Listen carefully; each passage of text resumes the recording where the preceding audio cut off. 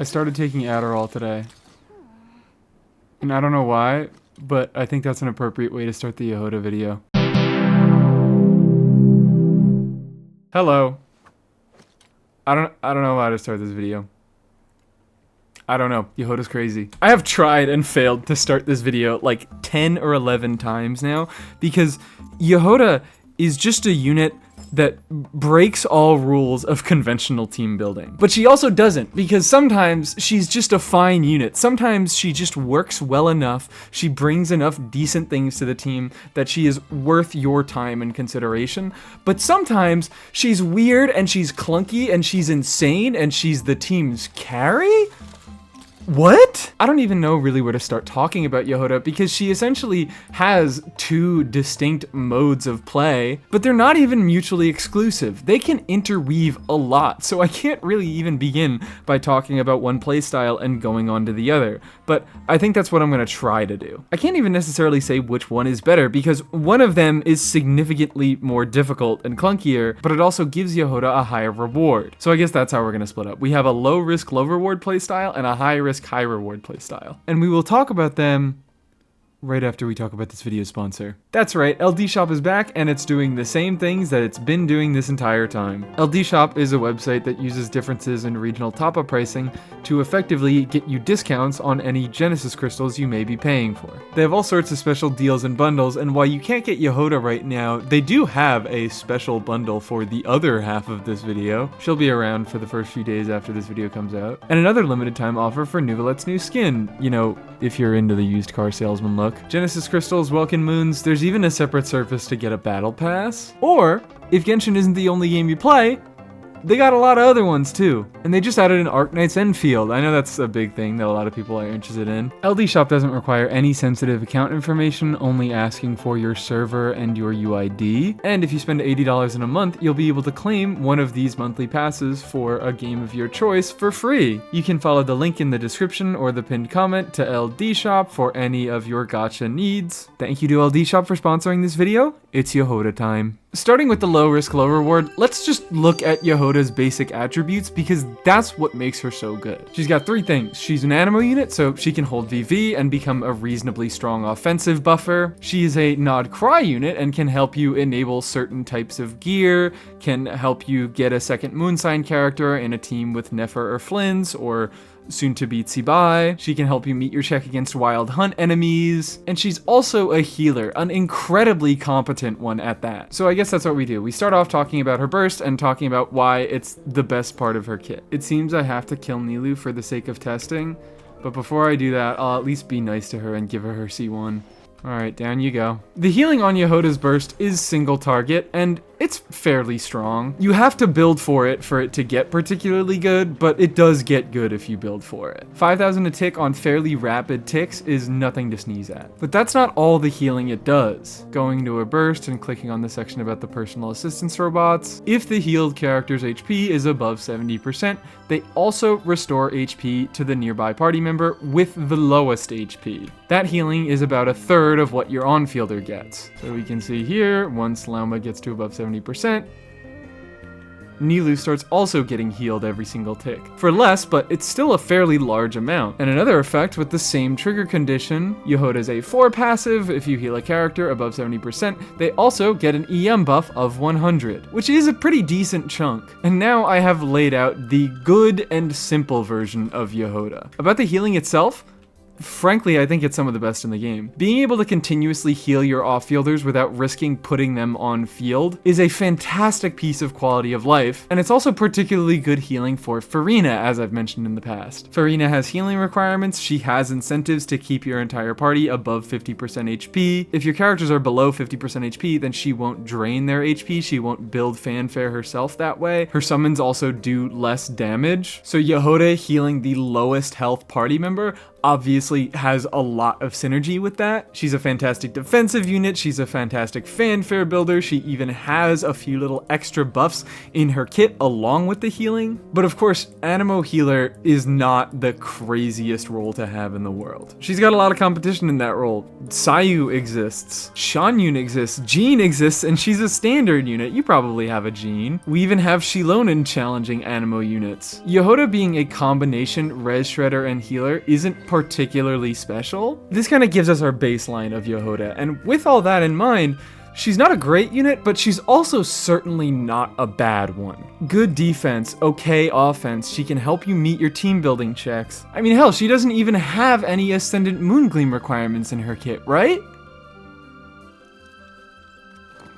Right? So this is where the funny stuff comes in, because really what makes Jahoda unique as an Animo unit is her ability to consistently and pretty strongly apply other absorbed elements off-field. She actually doesn't have any off-field Animo damage at all. She can only get off-field damage if she absorbs another element. And as I implied, both of those absorptions are Ascendant Moongleam locked. We'll start talking about her burst because we can kind of just finish that one off. Let's go to the test dummy to look at this. When her burst is active, you'll see these fun little cat paws that float around her. These cat paws are constantly checking to see if enemies have elements applied on them, and if they do, they will absorb said element and start dealing it back to them. They don't even have a projectile or anything, it just immediately deals damage to a nearby enemy. The multiplier on these is pretty miserably low, so this damage is pretty much only useful for application, but that is a pretty unique use case for an Animo unit. Now, let's look at her second source of absorption, her skill. It's gonna be a fun can of worms to open. It does a very similar thing to her burst absorption. It checks nearby enemies for auras and steals elements from them, except for this one, she has to slowly collect up elements, filling up a bar before she can finally activate her application. Now let's jump out of here so we can look at the numbers on this, because these numbers are actually pretty significant. The application on her burst is fine, it's good enough in most cases, I'd say. Fairly frequent, lasts 12 seconds, but the application from her skill, frankly, you can just do a lot more with it. Her skills application has a whopping 20-second duration. The multiplier on the absorbed damage is a lot higher. I think at level 13, this gets up to a 260% multiplier. For damage that can potentially be hydro damage or pyro damage or cryo damage that is vaping or melting, that's not a terrible multiplier. But of course, here's where we have to talk about the clunk. First off, it is very, very, very difficult to control what element Jahoda absorbs. Checking what elements enemies have on them makes it pretty difficult to control what you're absorbing in any sort of active rotation. You can see here, I got different absorptions on my skill and my burst. And yeah, it would be cool to get different absorptions on her skill and her burst if that's what I was trying to do, but I wasn't. I was just pressing buttons and letting whatever happened happen. And frankly, that's kind of the most you can hope for when it comes to Jahoda's absorption. There are ways to control it, but they are very clunky and convoluted. And somehow I haven't even gotten to the main point of clunk around her skill, which is just that this takes a while to do. Not only does the animation take a lot of field time and kind of just feel bad, but Jahoda is very, very vulnerable in it. If she doesn't get kicked out of her skill and put on cooldown without any application, without any particles, she'll probably just straight up die. Jahoda has some particularly low base defensive stats. If she gets hit, she's going to feel it. Her getting turned into meat paste while you're trying to fill up her treasure flask is not an uncommon experience. So, oh my god, she's completely screwed because she doesn't have a way to get energy without filling that treasure flask. Oh my god, she's so screwed. Well, actually, no. Luckily enough, the devs did think for a single second, and if you simply press the skill again, she will do some animo damage and generate her particles. And frankly, this is what you should be doing most of the time. Even though the extra application is nice and the multiplier certainly isn't bad, filling the treasure flask just takes far too long and she's far too vulnerable that it's generally just not worth it. The only times I would say it's worth it is in a DPS Jahoda team when this is actually a meaningful portion of your damage, or if you have C6. I guess this is a good time to talk about her constellations because I kind of skipped over them. Her C6 looks like it gives a big buff, and that's because it does. 5% crit rate, 40% crit damage for all nearby moon sign characters, that's not bad. Where it's bad is that it requires you to fill up her treasure flask to get it. Editing these here, I don't really think my original recording got across what I wanted to say about C6 Jahoda, which is basically that yes, it is a very, very good buff, but because it's tied to that treasure flask and because that treasure flask takes so long to fill, it simply isn't as powerful as its numbers suggest. With this C6, Jahoda still isn't even best in slot in a Flynn's, Columbina, and Niffa team. That crown still goes to Sucrose because of how fast her animations can be. Granted, it still is a very good C6, and Jahoda is the second best option if she has it. And frankly, I think that's just good balance. She's slightly worse, but she has Sustain in her kit if you need it. And that team is good enough either way. It's gonna crush any content you throw at it. So Jahoda is still very, very good there. But yeah, that's my point. Good constellation, but not as good as it seems. Now, while I'm talking about C6 Jahoda, I should just mention that every constellation before C6 Jahoda just isn't that good. C3 and 5 are your generic talent levels, which that's as good as you make them out to be. C1 gives your Meow Balls a 50% chance to hit again once they hit. They already have decent application and damage, and this constellation does make both of those a little bit better, but the fact that it's a 50% chance just makes it too inconsistent to really rely on. C2 enhances the effects of her A1 passive, which I didn't talk about because it basically doesn't matter. She tracks how many units of swirlable elements you have in your party and then gives her burst buffs based on that number. But all those buffs suck and don't really matter, and all that C2 does is raise the limit from 1 buff to 2, which, would you believe it? Still doesn't matter. C4 is kind of interesting. It's your run-of-the-mill energy constellation, but the fact that it requires her to undergo an elemental conversion to get that energy, it means that this constellation is Ascendant Moongleam locked. So that's probably a thing that you should remember. So that's kind of it when it comes to Jahoda's kit, and I hope you will agree with me when I say that Jahoda is comfortably mid. Now, I mean the actual definition of the word mid. Middling, medium, in the middle of the pack. She is not a bad unit, but she's also not a great one. She's just fine. She does her job, she does it well. She has Clunk in her kit, but the Clunk isn't really necessary at all, and it does make her feel a little bit worse, but if you can get around that, she's a perfectly serviceable unit. If I was making this video before Columbina's release, this is where it would have ended. But I kind of want to swing back to her absorptions, because I can get around them being difficult to control. I don't necessarily care so much about that. If Jahoda is just grabbing random elements from nearby enemies and applying those, fine, whatever, that works. I can make teams that work around that. Really, what made her so limited in my eyes was the fact that both of her absorptions were Ascendant Gleam locked. Okay, so Jahoda is such a complicated character that I kind of lost focus, and I didn't really talk about Columbina enough. So here we are at recording attempt number 20 or something. I don't know. I don't care anymore. Jahoda has defeated me. So here's the point that I was trying to make about these two. Jahoda's absorption is a really, really creative and interesting tool, but it's pretty heavily hampered by its Ascendant Moongleam requirement. Because not only do you have to have another Nod Cry unit in the team, but most Nod Cry units have requirements of their own. The other 4 5-stars that we've gotten are all Hydra reliant, so throwing them in one of your teams to meet your Ascendant Gleam requirements for Jahoda also locks you into whatever archetype that the unit was made for. So if I'm throwing a Neffa in here, maybe I could do Overvape or Hyperbloom, but I have to do some variation of Lunar Charged. Whereas Columbina is the enabler. She is designed to be functional with a wide variety of units, and she has incentives to run the other Nodcry 5-stars on your team,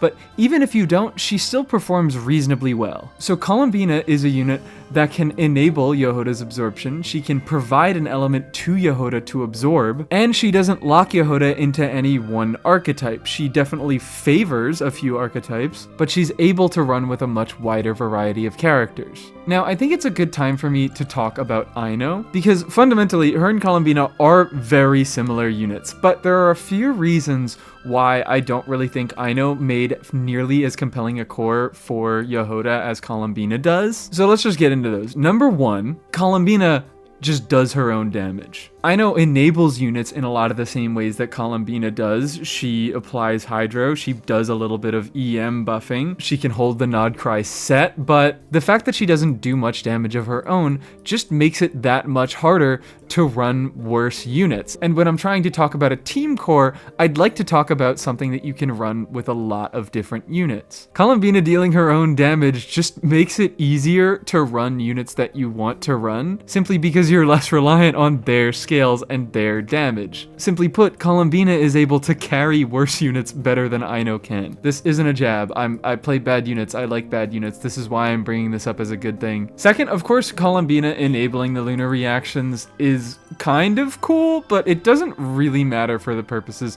of Lunar Bloom and Lunar Charge. It's mostly there for Lunar Crystallize. So Columbina enables Jahoda to be run in a team like this, where just like the Nefer team, maybe you wouldn't traditionally run an Animo unit, but good news, Jahoda has some other cool utility in her healing, in her EM buffing, in her C6 if you have that, that'll buff Columbina, and in her ability to swap to a different set. For the most part, Columbina enabling all the lunar reactions just enables Jahoda access to one new archetype. This isn't even going to change once byeeee comes out because Lunar Crystallize doesn't have a dedicated support that enables it, unlike Lunar Charged and Lunar Bloom. The Columbina Inefa combo creates a great supportive combo for any unit to use Lunar Charged. The Columbina Lauma combo creates a good combination for any unit to use Lunar Bloom, even though that's just normal Bloom, but whatever. It's still a good sub-DPS combo, but Columbina doesn't have another Geo-Crystallize support at the moment. And then I forgot to state my final point, which was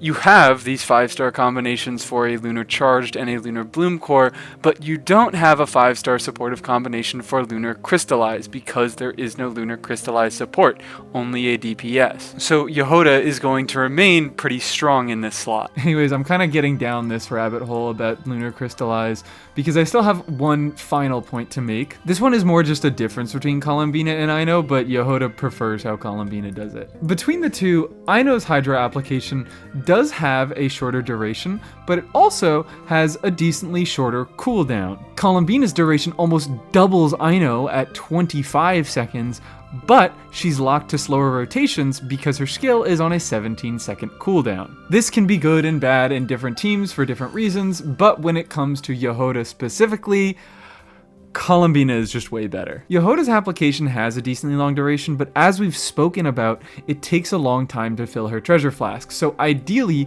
you want to be able to apply elements that she can absorb onto enemies early into your rotation and not waste any precious duration on your shorter uptime abilities. If you're running Aino and you want to absorb Hydro on Jahoda, you have to do some weird scuffed rotation where you skill first on Aino and then you swap to Jahoda and you get her absorption, or you can just skill and burst on Aino immediately and then use your Jahoda skill, but then, as I mentioned, you're losing a lot of uptime on a fairly short ability. Columbina having abilities with long uptimes allow you to easily go first on her and then get your absorption on Jahoda without really worrying that much. This is especially notable in Lauma team.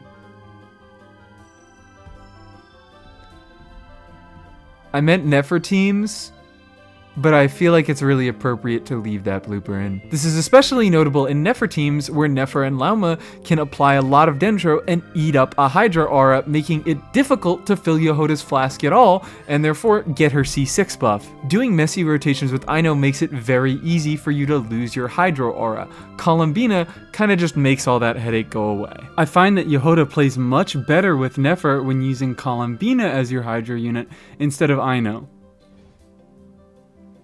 Okay, that's the video. It's over. Thank you to my channel members. DorsalFin1 from twitch.tv/DorsalFin1, Najodo, Rampaltas, Pegby, Dottiz, Zach, Mudkip, Beef Potato, Roberto, Big Soup, Buffalo Milk, DB, Bab, Amat, Tay-Day, Aqua, Maho Shoujo, Smoothie, Starnova, Pop Roxy, and our newest member, Spiderbot. Thank you all so much for your support. Hope you enjoyed this Jahoda video. Hope you learned something. Have a lovely day.